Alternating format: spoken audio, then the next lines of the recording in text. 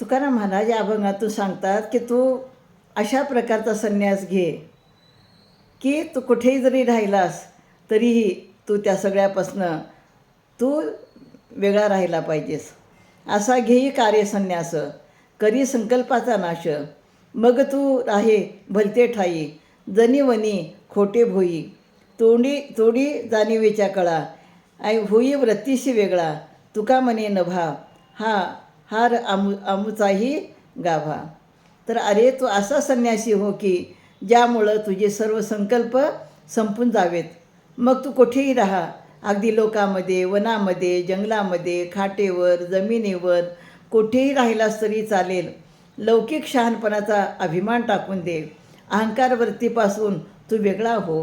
तुकाराम महाराज म्हणतात, आमचा देव जसा आकाशात वापून राहिला आहे तसा तू हो, सर्वव्यापक तू हो.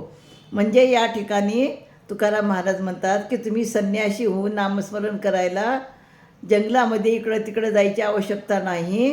त्यासाठी तुमच्यामध्ये संन्यास वृत्ती राहिली पाहिजे आणि ज्यामुळं तुमचे सगळे संकल्प संपून जायला पाहिजे. जेव्हा तुमचे संकल्प संपून जातील तेव्हा तुम्ही कुठेही जरी राहिलात तरी तुमची संन्यासी वृत्ती जी आहे, संन्यास वृत्ती, त्या वृत्तीने तुम्ही ईश्वराचं नामस्मरण करत राहा असं या ठिकाणी सांगतात.